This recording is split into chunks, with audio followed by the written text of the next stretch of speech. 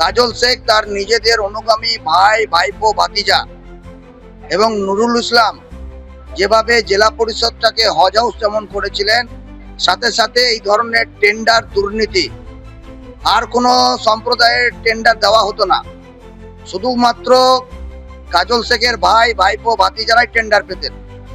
আজকে তথ্য প্রমাণিত যে সাদ্দাম, নুরুল ইসলাম, সুমন কনস্ট্রাকশন এরা কারা।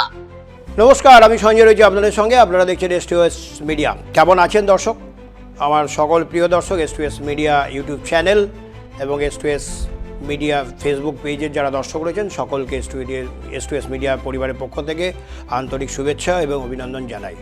আশা করি সবাই ভালো আছেন এবং সামনেই 15ই আগস্ট আমরা স্বাধীনতা দিবসের অনুষ্ঠানে মাতব। ইতিমধ্যেই গোটা দেশ জুড়ে প্রতি ঘরে তেরঙ্গাই কর্মসূচি চলেছে। গোটা রাজ্যের সঙ্গে বীরভূম এবং সর্বত্র দেশে সর্বত্রই কিন্তু এই কর্মসূচি চলছে, আমরা দেখতে পাচ্ছি। তার মধ্যে আমাদের রাজ্যে পরিবর্তন হওয়ার পর আমাদের রাজ্যেও একইভাবে এই কর্মসূচি চলছে। পাড়ায় পাড়ায় গলিতে সর্বত্রই আমরা তেরঙ্গা দেখতে পাচ্ছি। এরকম কর্মসূচির যথেষ্ট গুরুত্ব আছে, সেটা একটি দিক। এই মুহূর্তে আমরা একটি বিষয় নিয়ে আপনাদের একটু আলোকপাত করতে এলাম। বিষয় হচ্ছে বীরভূম জেলা পরিষদ ওন ফান্ড, নিজস্ব তহবিল। যে কোনো প্রতিষ্ঠানের, সে পঞ্চায়েত সমিতি হোক, পঞ্চায়েত হোক, জেলা পরিষদ হোক, ওন ফান্ড একটি অত্যন্ত গুরুত্বপূর্ণ বিষয়। এবং এই ওন ফান্ড থেকে বিশেষ করে জেলা পরিষদের আপৎকালীন বিভিন্ন বিষয়, যেমন গাড়ি থেকে শুরু করে প্রয়োজনীয় বিষয়, কোথাও যদি প্রয়োজনে আলো লাগাতে হয় বা কোনো সহযোগিতা করতে হয়, কোনো স্কুল বা বিভিন্ন জায়গায় গুরুত্বপূর্ণ জায়গায় কোনো কিছু ফান্ড অ্যালট করতে হয়, তখন এই ওন ফান্ড অত্যন্ত গুরুত্বপূর্ণ একটা ভূমিকা পালন করে। যে জেলা পরিষদের ওন ফান্ডের পরিমাণ যত বেশি, অর্থাৎ নিজস্ব তহবিল যত মোটাসোটা, অর্থাৎ পরিমাণ যত বেশি, তার অনেকটা কিন্তু স্বাধীনভাবে অনেকটা ভালো কাজ করার ইচ্ছা যেমন থাকে, অনেকগুলো ইচ্ছা পূরণেরও কিন্তু সম্ভাবনা থাকে। তো এই ওন ফান্ডের বিষয়ে আমি একটু আলোকপাত করতে চাই। আপনার মনে থাকবে যে 1 আগস্ট 2023 বীরভূম জেলা পরিষদে সভাধিপতি হিসেবে বর্তমানে যিনি সভাধিপতি আছেন ফায়েজুল হক কাজল শেখ দায়িত্বভার গ্রহণ করেন এবং এখনও তিনি সভাধিপতি রয়েছেন। এবং ইতিমধ্যে যেটা জেলা পরিষদের বেশ কিছু মেম্বার এই সভাধিপতিকে আর চাইছেন না, ফলে তারা সভাধিপতির বিরুদ্ধে অনাস্থা প্রস্তাবে আনছেন এবং 21 তারিখে সেই অনাস্থা প্রস্তাবের উপরে বিশেষ মিটিং হবে। ভোটাভুটির পর কী সিদ্ধান্ত হয় সেটা আমরা 21 তারিখ জানতে পারব। কিন্তু আজকে আমার বিষয় সম্পূর্ণ আলাদা। আমার বিষয় হচ্ছে ওন ফান্ড এবং বেশ কিছু খরচ, তার সম্পর্কে একটু আলোকপাত করতে চাইব। একটু তুল্যমূল্য বিচার বা তুল্যমূল্য বিষয় সামনে টেনে আমি একটু আলোচনায় যেতে চাই। 1/8/2023 টু 31/3/2024 এই অর্থবর্ষে, অর্থাৎ যখন সভাধিপতি হিসেবে কাজল শেখ, ফায়েজুল হক কাজল শেখ বীরভূম জেলা পরিষদের দায়িত্বভার গ্রহণ করেন, তখন জেলা পরিষদের ওন ফান্ডের কী অবস্থা ছিল এটা প্রথম আমি জানাতে চাই। ওপেনিং ব্যালেন্স, অর্থাৎ তখন দেখা যাচ্ছে 14,64,14,545 টাকার কিছু বেশি পরিমাণ টাকা তখন ওপেনিং ব্যালেন্স হিসেবে তিনি পেলেন এবং সেই সময় শুরু করলেন সভাধিপতি দায়িত্বভার নিয়ে। এবং সেই বছরে ইনকাম, জেলা পরিষদের ইনকাম হয়েছিল 7,60,60,00,000-এরও বেশি। এবং খরচ হয়েছিলটাও বিষয় ছিল, অ্যাড হলো, অর্থাৎ এক্সপেন্ডিচার, এরপর হচ্ছে এক্সপেন্ডিচার, ইনকাম এবং ওপেনিং ব্যালেন্স অ্যাড হলো, এক্সপেন্ডিচার, অর্থাৎ খরচ কী হলো? খরচ হচ্ছে 9,08,00,000-এর কিছু বেশি। এবং সেই বছরে ক্লোজিং ব্যালেন্স থাকলো 13,14,00,000-এর কিছু বেশি টাকা। এটা কি না, ফিনান্সিয়াল ইয়ার 1/8/2023 টু 31/3/2024 এই টাকা কিন্তু ছিল। এরপরে এলো 24 থেকে 25, যদি আমরা অর্থবর্ষ ধরি তাহলে ক্লোজিং ব্যালেন্স কি দাঁড়ালো? 13,14,00,000 মতো টাকা। তার সঙ্গে ইনকাম অর্থাৎ আয় বাড়লো জেলা পরিষদের, সেটা হচ্ছে 9,55,00,000-এর কিছু বেশি। এবং এক্সপেন্ডিচার হচ্ছে 12,70,00,000-এর বেশি। এবং ক্লোজিং ব্যালেন্স 10 কোটি মতো থাকলো। বুঝতে পারছেন? এরপরে 25-26 অর্থবর্ষে ওপেনিং ব্যালেন্স 10 কোটি, অর্থাৎ নিজস্ব তহবিল শুরু করছে অর্থবর্ষে 10 কোটি টাকা তার ছিল, আয় বাড়লো অনেকটাই 27 কোটি 18 লক্ষের কাছাকাছি, কিন্তু এক্সপেন্ডিচার খরচ সেটাও কিন্তু অনেকটা বেড়ে গেল। কত না 22 কোটি 25 লাখের কিছু বেশি খরচ জেলা পরিষদ ওন ফান্ড থেকে করেছিল। ফলে হাতে কি থাকলো 15 কোটি 16 লাখ মতো টাকা থাকলো। এরপরে 26-27 অর্থবর্ষ, সেখানে ওপেনিং ব্যালেন্স 15 কোটির কিছু বেশি, ইনকাম 14 কোটির কাছাকাছি, 1 কোটি ইনকাম হচ্ছে 1 কোটি 42 লাখ মতো, এবং এক্সপেন্ডিচার 2 কোটি 34 লাখের কাছাকাছি এখনও পর্যন্ত। তো হাতে রয়েছে কত 14 কোটি 27 লাখ তার কিছু বেশি টাকা। কিন্তু এই টাকাটা থাকছে না, কারণ কি না ইতিমধ্যেই জেলা পরিষদের যে টোলগুলো চলে তার মধ্যে আইনুল হক, সারাফত খান এবং জান্নাত আক্তার, এই তিনজন যে 3টি টোল চালাতো সেই টোলগুলো বিশেষ কারণে বন্ধ আছে। ফলে 8 কোটি টাকারও বেশি টাকা এদের কিন্তু ফেরত দিতে হবে। তাহলে 8 কোটি টাকা যদি জেলা পরিষদকে ফেরত দিতে হয়, তাহলে সেই টাকাটা অর্থাৎ জেলা পরিষদের ওন ফান্ডে থাকবে 6 কোটি 27 লক্ষের কিছু বেশি টাকা। অর্থাৎ কি না টোটাল হিসেবকে যদি আমরা ছোট করি, 23 সালে টাকা নিয়ে শুরু করছে জেলা পরিষদ সভাধিপতি কাজল শেখের হাত ধরে 14 কোটি 64 লক্ষ টাকা দিয়ে তিনি শুরু করছেন, এবং আজকে যদি 2026-27 ফিনান্সিয়াল ইয়ার ধরা হয়, সেই অর্থবর্ষে গিয়ে প্রায় 8 কোটি যদি ফেরত দিয়ে দেওয়া হয়, তাহলে 6 কোটি 27 লক্ষের কাছাকাছি কিন্তু জেলা পরিষদে ওন ফান্ডে থাকবে। ফলে একটা বড় টাকা, অর্থাৎ যেটা নিয়ম অনুযায়ী জেলা পরিষদের ওন ফান্ড বাড়ানোর কথা ছিল তা কিন্তু বাড়ল না। উপরন্তু কি হলো না টাকা 14 কোটি দিয়ে শুরু করে, যদি অনাস্থা প্রস্তাবে 21 তারিখে সভাধিপতি হিসেবে কাজল শেখের হার হয়, সেক্ষেত্রে কিন্তু কাজল শেখের যে যদি কেরিয়ার গ্রাফ ধরা হয়, তাহলে কিন্তু ওন ফান্ড তিনি বাড়িয়ে গেলেন না, ওন ফান্ডকে কিন্তু অনেকটাই শেষ করে গেলেন, এটাই প্রমাণ হচ্ছে। কারণ থাকবে তখন মাত্র 6 কোটির কিছু বেশি টাকা। এটা গেল একটা বিষয়। ফলে জেলা পরিষদের ওন ফান্ডে কোন পারপাসে কিভাবে খরচ হয়েছে সেই বিষয়গুলোও একটু আপনাদের কয়েকটা বিষয় একটু তুলে ধরতে চাই, কারণ এটাও জরুরি যে ওন ফান্ডে কী খরচ হয় নর্মালি, এগুলো তো জানা উচিত, তো সেগুলো একটু জানাতে চাই। তো আমার কাছে একটা হিসেব রয়েছে অর্থবর্ষ ধরে, ফাইন্যান্সিয়াল ইয়ার 2025-26 অন্নপূর্ণা কনস্ট্রাকশন এর মালিক এমডি ফিরোজ, মালিক না proprietor MD Firoz, construction company, কথাটা বুঝুন ভালো করে, কনস্ট্রাকশন কোম্পানি তিনি কি দিচ্ছেন, cost of gift pack for Sharadiya 2025, অর্থাৎ শারদীয়া পূজা উপলক্ষে, দুর্গা পুজো উপলক্ষে যে গিফট প্যাক করা হয়েছিল সেই দায়িত্ব তিনি ছিলেন বা পালন করেছেন ওন ফান্ড থেকে। তার জন্য 3,85,225 টাকা খরচ হয়েছে। এই অন্নপূর্ণা কনস্ট্রাকশনের যিনি প্রোপাইটার এমডি ফিরোজ, এর একটা যোগসূত্র পাওয়া যাচ্ছে সাদ্দাম হোসেন, এই সুমন কনস্ট্রাকশনের যিনি প্রোপাইটার সাদ্দাম হোসেন, তার কিন্তু ইনি হচ্ছেন জামাইবাবু, সাদ্দামের জামাইবাবু হিসেবে জানা যায়। অর্থাৎ একদিকে শালা জামাইবাবু সবাইকে নিয়ে কোম্পানি গড়ে তোলা হয়েছে, এবং প্রত্যেকটা ক্ষেত্রে কিন্তু জেলা পরিষদের ওন ফান্ডগুলো কীভাবে খরচ করা হচ্ছে আপনারা দেখুন। এই একই অর্থাৎ 25-26 অর্থবর্ষে এরপরে আর একটা হিসেব দিতে চাইব, Suman construction company, Suman construction company কি করেছে না ঈদের প্যাকেট অর্থাৎ party refreshment gift for Eid 2025, এবং cost of gift packed with sweets fruits etc etcetera for Eid gift packs এবং এরকম আরও অনেক বিষয়, অর্থাৎ ঈদ রিলেটেড ম্যাটার, তাতে প্রায় 10 লক্ষেরও বেশি টাকা খরচা করা হয়েছে ওন ফান্ড থেকে। কে করছে? সুমন কনস্ট্রাকশন কোম্পানি করছে।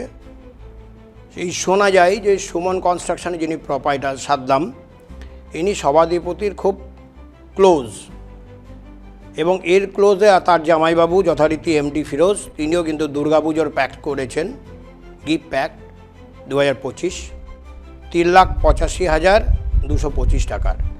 আর সুমন কনস্ট্রাকশনের যিনি প্রোপাইটার সাদ্দাম, তিনি কিন্তু 9 লাখ টাকার ঈদ রিলেটেড প্যাক অর্থাৎ গিফট প্যাক, তারপরে রিফ্রেশমেন্ট পার্টি ইত্যাদিতে জেলা পরিষদের ওন ফান্ড থেকে খরচ হয়েছে। একইভাবে মাহি গ্রাফিক্সের একটা তথ্য পাওয়া যাচ্ছে, তিনি প্রায় 12,90,772 টাকা মতো। জানা যায় ইনি কাজল শেখ সভাধিপতি, তার রিলেটিভ। তিনি কিন্তু বিভিন্ন রকম digital banner, I cards, flex banner, official বিভিন্ন বিষয়কে কিন্তু তিনি যথারীতি 12 লক্ষ টাকারও বেশি কিন্তু এই ওন ফান্ড থেকে খরচ করা হয়েছে। এরপর একটা খুব গুরুত্বপূর্ণ বিষয় আপনাদের জানাতে চাইব। জেলা পরিষদের যিনি পূর্ত কর্মাধ্যক্ষ আছেন, তার নাম আমরা সবাই অনেকেই জানি, নুরুল ইসলাম। নুরুল ইসলামের খুব কাছের প্রিয় পাত্র বা বলা যায় ডান হাত জসিমউদ্দিন খান।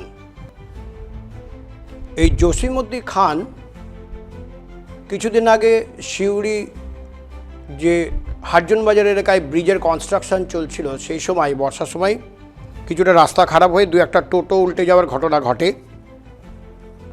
এবং এই টোটো উল্টে যাওয়ার কারণে তড়িঘড়ি ঠিক করা হয় যে রাস্তায় কিছু ডাস্ট ছড়ানো হবে।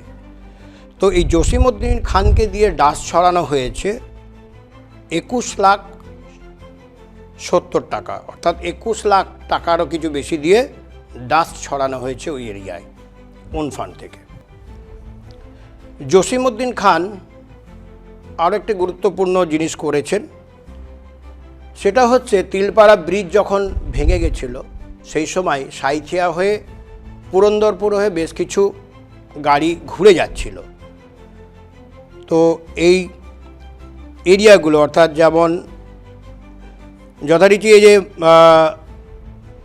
যে এরিয়াগুলো বাঁশরা এবং মাঝিগ্রাম, এই সমস্ত এরিয়ায় ওয়াটার অর্থাৎ জল ছিটিয়ানো হয়েছে রাস্তায় যাতে ধুলো না ওড়ে। তার জন্য খরচ হয়েছে প্রায় 5 লাখ টাকার কাছাকাছি, এবং এগুলো যথারীতি পেয়েছেন বর্তমানে যিনি পূর্ত কর্মাধ্যক্ষ এখনও রয়েছেন নুরুল ইসলামের নিকট যারা, কাছের যারা, সেই সমস্ত এজেন্সি, যেমন মহিদুল ইসলাম, প্রভাত কুমার পাল এবং জসিমউদ্দিন খান। তাহলে বুঝতে পারছেন যে জেলা পরিষদের যে ওন ফান্ড, সেই ওন ফান্ড বৃদ্ধির কোনো প্রচেষ্টাতে মনোনিবেশ না করে জেলা পরিষদের ওন ফান্ডকে কিন্তু কার্যত প্রত্যেক দিন শেষ করার উদ্যোগ নেওয়া হয়েছে, সেটা কিন্তু পরিষ্কার। কারণ ওন ফান্ড যদি বৃদ্ধি করা হয় তাহলে অনেকগুলো সচ্ছলভাবে জেলা পরিষদ চলতে পারে, আর ওন ফান্ড যদি শেষ করা হয় বেশ কিছু কাজ কিন্তু বন্ধ হয়ে যাওয়ার কিন্তু একটা উপক্রম থাকে। আমি আজই জেলা পরিষদের প্রাক্তন সভাধিপতির সঙ্গে কথা বলছিলাম, তখন তিনি জানাচ্ছেন যে তিনি যখন জেলা পরিষদ থেকে ছেড়ে চলে গেছিলেন তখন কিন্তু প্রায় 20 কোটি টাকার কাছাকাছি ওন ফান্ডে ছিল বলে একটা খবর। তো সেই টাকা কমতে কমতে বর্তমানে যদি 8 কোটি টাকা ওই এজেন্সিগুলোকে ফেরত দেওয়া হয়, তাহলে কিন্তু আর থাকবে মাত্র 6 কোটি টাকার কাছাকাছি আজকের দিনে যদি হিসেব করা যায়। তো বিষয় কি না, ঈদের পার্টি, ঈদের রিফ্রেশমেন্ট, তারপরে হচ্ছে আপনার বিভিন্ন গিফট প্যাক, এর জন্য প্রায় 12 লক্ষ টাকা খরচা করা হয়েছে। পাশাপাশি দুর্গাপুজোর সময় গিফট প্যাক বা অর্থাৎ দুর্গাপুজোর গিফট দেওয়ার জন্য শারদীয়ার সময়, তাতেও কিন্তু প্রায় 4 লাখ টাকার কাছাকাছি খরচ করা হয়েছে, আমরা দেখতে পাচ্ছি। এবং এছাড়া তো নিজের যারা আত্মীয় স্বজন আছে, মাইগ্রাফি থেকে শুরু করে এদেরকে কিন্তু প্রচুর কাজ দেওয়া হয়েছে, প্রায় 13 লক্ষ টাকার। 2024-25 ফাইন্যান্সিয়াল ইয়ারে আমরা তার স্টেটমেন্ট দেখতে পাচ্ছি। তো আমাদের যেটা বিষয় হচ্ছে কি, যে ওন ফান্ড কীভাবে খরচ হয়েছে এই নিয়ে কিন্তু এই অভিযোগ আমরা করছি না। অভিযোগ করেছেন বীরভূম জেলা বিজেপির সভাপতি উদয় শঙ্কর বন্দ্যোপাধ্যায় বা ব্যানার্জি। তিনি যে অভিযোগগুলো করছিলেন দীর্ঘদিন ধরে, সেই অভিযোগগুলোকে আমরা একটু খতিয়ে দেখতে চাইছিলাম সত্যিই কি অভিযোগের কোনো বাস্তবতা আছে নাকি শুধুই অভিযোগ। তো তার অভিযোগগুলো আমরা একবার শুনে নিই, তিনি কি অভিযোগ করছিলেন, এবং তারপরেই এই অভিযোগটা আমরা শোনার পরেই আমরা দেখব যে সত্যি ঘটনা কি এরকম। আসুন আগে একটু অভিযোগগুলো শুনে নেওয়া যাক। ভারতীয় জনতা পার্টি বিপক্ষ বিরোধী দল হিসাবে বরাবরই বলে এসেছিল যে কাজল শেখ এই জেলা পরিষদটাকে হজ হাউসে পরিণত করেছে। বিরোধী দল তখন বলতো, শাসক দল তখন কর্ণগোচর করতো না। আজকে তথ্য প্রমাণিত যে সাদ্দাম, নুরুল ইসলাম, সুমন কনস্ট্রাকশন এরা কারা? একটা অন্য সম্প্রদায়ের ঈদ উৎসবকে কেন্দ্র করে যদি জেলা পরিষদ থেকে লক্ষ লক্ষ টাকার টেন্ডার হয়, তাহলে আপনারাই বুঝুন যে যদি ভারতীয় জনতা পার্টি 26-এ ক্ষমতায় না আসতো, তাহলে বীরভূম তথা পশ্চিম বাংলাদেশে পরিণত হতো। এই জন্যই মানুষকে ধন্যবাদ, মানুষ সজাগ হয়েছিল বলেই ভারতীয় জনতা পার্টিকে আশীর্বাদ করেছিলেন এবং ভারতীয় জনতা পার্টি সেই আশীর্বাদ পেয়ে ক্ষমতাসীন হয়েছে। বরাবরই বিজেপি বলে এসেছিল লুটে পুটে করে দে মা, এলোমেলো করে দে, লুটে পুটে খাই। এই লুটে পুটে খাওয়ার জন্যই মানুষ আশীর্বাদ করেছে। এদের প্রত্যেকটাই কাজল শেখ তার নিজেদের অনুগামী ভাই, ভাইপো, ভাতিজা এবং নুরুল ইসলাম যেভাবে জেলা পরিষদটাকে হজ হাউস যেমন করেছিলেন, সাথে সাথে এই ধরনের টেন্ডার দুর্নীতি আর কোনো সম্প্রদায়ের টেন্ডার দেওয়া হতো না। শুধুমাত্র কাজল শেখের ভাই, ভাইপো, ভাতিজারাই টেন্ডার পেতেন এবং সরকারি অর্থ এইভাবে নিজেদের মতো করে তারা তছরূপ করেছে। নিশ্চিত থাকুন সমস্ত হিসাব করা হবে, সমস্ত কিছুরই তদন্ত আমরা করব। মানুষ এমনি বাংলার জনগণ এমনি তৃণমূল মানেই চোর আর চোর মানেই তৃণমূল এটা বলতো না। নুরুল ইসলাম একটা ব্লকের সভাপতি, তার বাড়ির সামনে যেন ধুলো না পড়ে তার জন্য আর সরকারি টাকায় টেন্ডার করে সেই ধুলো আটকানোর জন্য সরকারিভাবে টেন্ডার করেছে। শুধুমাত্র চোর এমনি কেউ হয় না, এরা চুরি করেছে, জেলা পরিষদটাকে নিজেদের মতো পরিচালনা করেছে। হিসাবও হবে এবং আগামী দিনে দুর্নীতি মুক্ত জেলা পরিষদ আমরা গঠন করব। শুনলেন তো অভিযোগগুলো, পরিষ্কার বলছেন যে জল ছেটানোর জন্য টাকা খরচা করা হয়েছে। এমনকি তিনি এটাও বলছেন যে পূর্ত কর্মাধ্যক্ষের বাড়িতে যাতে ধুলো না বসে তার জন্য কাদা জল ছিটিয়ে রাখা হয়েছে। ধুলোগুলোকে এইভাবে জেলা পরিষদের ওন ফান্ডের টাকায় ধুলো ছেটানো বন্ধ করা গেছে। এবং অন্যদিকে নিজের এজেন্সি যারা সেই সমস্ত মানুষকে দিয়ে ডাস্ট ছিটিয়ে কখনো 20-21 লাখ টাকারও বেশি তুলে নেওয়া হয়েছে, এগুলো তার অভিযোগ। এবং এছাড়াও তিনি জানাচ্ছেন যে ঈদ থেকে শুরু করে সর্বত্রই প্রচুর টাকা খরচ করা হয়েছে। ওন ফান্ড কার্যত এইভাবে আস্তে আস্তে শেষ করা হয়েছে, অর্থাৎ পরিকল্পনা বহির্ভূত ব্যয় বলা চলেই, সেটাই তিনি অভিযোগ করলেন, সেটাই আপনারা শুনলেন। এরপরে এই বিষয়টা নিয়ে আমরা বর্তমানে যিনি পূর্ত কর্মাধ্যক্ষ আছেন নুরুল ইসলাম, তার সাথেও আমি ফোনে কথা বলেছিলাম। আসুন তিনি কি বললেন একটু জানাই, আপনাদেরকে একটু শোনাতে চাইব। বিজেপি অভিযোগ করেছে, তাতে বলছে যে জসিমউদ্দিন খান আর মহিদুল ইসলাম এবং প্রভাত কুমার পাল, এই তিনজনকে দিয়ে নাকি আপনি বাড়ির সামনে স্পার্কিং অফ ওয়াটার এরকম ছিটিয়ে আর কি ধুলো। না, ওটা আমি করিনি, ওটা আমার জানার বাইরে হয়েছে। সেটা হচ্ছে যে তদানীন্তন এডিএম বা ইঞ্জিনিয়ার যারা আছে তারা বলতে পারবে, যদিও রাস্তাটা পিডাব্লিউডির রাস্তা খারাপ হয়ে পাথরের গাড়ি যাওয়া, ধুলো উড়ে একবারে যাতা অবস্থা হয়েছিল। সে সময় মানুষ বিভিন্ন জায়গায় রাস্তা অবরোধ করেছিল এই বর্তমানে যারা আইসি আছে সেও ছিল, সেও গিয়ে মানুষকে একটু যাই হোক পথ অবরোধ করেছিল, তারপর একটা রিকোয়েস্ট করেছিল অফিসিয়ালি ডিএম এর মাধ্যমে। ওরা জেলা পরিষদকে বলেছিল যে আপনারা একটু জল দেওয়ার ব্যবস্থা কয়েকদিন করে দেন। ধুলো যেভাবে উঠছে তাতে মানুষ কিন্তু ক্ষোভ প্রকাশ করছে, ফলে রাস্তা অবরোধ করে দিচ্ছে কোথাও কোথাও। এখানে আমি ছিলাম না, যদিও অফিসিয়ালি থানার আইসি টাইসি এরা সব বোধহয় ডিএম সাহেবকে বলেছিল, পরে বোধহয় এটা করেছিল। সেখানে আমার কোনো ফাংশন ছিল না। তাহলে ওই যে আপনার লোক বলে যে অভিযোগ করছে তাদেরকে পাইয়ে দেওয়ার চেষ্টা, এরকম বিষয় নয়? আমি বলতে পারবো না, তার কারণ হচ্ছে ওটা সরাসরি ওখানে এডিএম বা ইঞ্জিনিয়াররা করিয়েছিল, তো সেই মুহূর্তে তড়িঘড়ি ডেকে কাউকে দিয়ে করিয়েছিল, এরকম একটা ব্যাপার। আচ্ছা, আরেকটা বলছে যে আজকে মানে বিজেপির জেলা সভাপতি অভিযোগ করেছে যে আপনার একজন চেনাশোনা জসিমউদ্দিন খান, তাকে দিয়ে ওই যখন আমাদের ব্রিজটা হচ্ছিল আমাদের ইয়ের কাছটাই আমাদের হাটজন বাজারে, তখন তাকে দিয়ে ডাস্ট ছড়ানো হয়েছে প্রায় 21 লাখ টাকার মতো। এই ব্যাপারটা আমার জানা নেই। যা হয়েছে নিয়মের মধ্যে থেকে টেন্ডার প্রসেসের মধ্যে হয়েছে।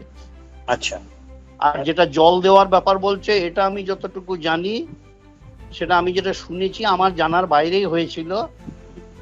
পরে জেনেছি আমি ডিএম কে গিয়েছিল প্রশাসনের পক্ষ থেকে নানাভাবে বলার জন্য, জেলা পরিষদকে অনুরোধ করে কয়েকদিন ট্যাঙ্কারে করে পুরন্দরপুর থেকে মাঝিগ্রাম পর্যন্ত রাস্তায় জল দিতে বলেছিল।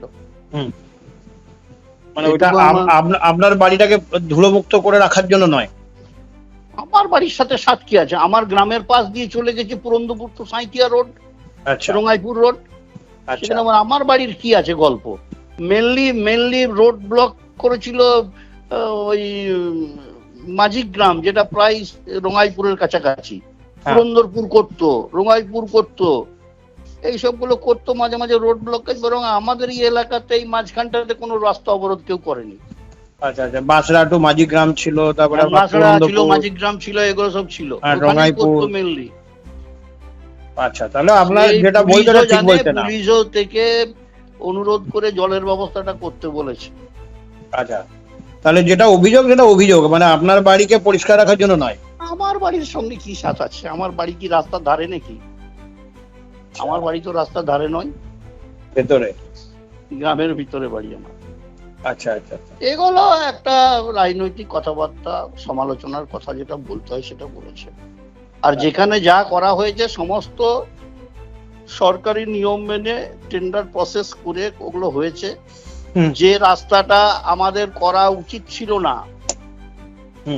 অনেক কাজ প্রশাসনের পক্ষ থেকে করে অনুরোধ করে পাবলিকের ইন্টারেস্টে করিয়েছে।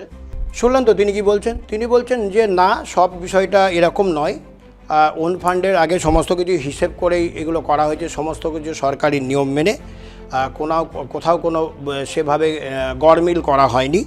কিন্তু এই যে জল ছিটিয়ে পয়সা খরচ, অর্থাৎ যে বিভিন্ন জায়গায় ওয়াটার ছেটানো হয়েছিল ধুলো ছড়াতে, অর্থাৎ ধুলো মারতে যে জল ছেটানোর যে উদ্যোগ, এই ব্যাপারটা নাকি তার জানা ছিল না। এটি আধিকারিক পর্যায়ে সিদ্ধান্ত হয়েছিল, এটাতে তিনি কোনোভাবে জানেন না। ফলে একদিকে যেমন বিজেপি জেলা সভাপতির যে অভিযোগ, সেই অভিযোগ খতিয়ে দেখতে গিয়ে আমরা যখন তথ্য তল্লাট করি, তাতে আমাদের কাছে যে তথ্য উঠে এসেছে তাতে দেখা যাচ্ছে যে ওন ফান্ড যে অবস্থায় ছিল 2023-24 যখন শুরু হয়, সভাধিপতি হিসেবে কাজল শেখ দায়িত্বভার গ্রহণ করেন, এবং এখনও পর্যন্ত যা অবস্থা দাঁড়াচ্ছে, যদি 8 কোটি টাকা ওই এজেন্সিগুলো, অর্থাৎ যে এজেন্সিগুলো টোল ট্যাক্স চালাচ্ছিল, আইনুল হক,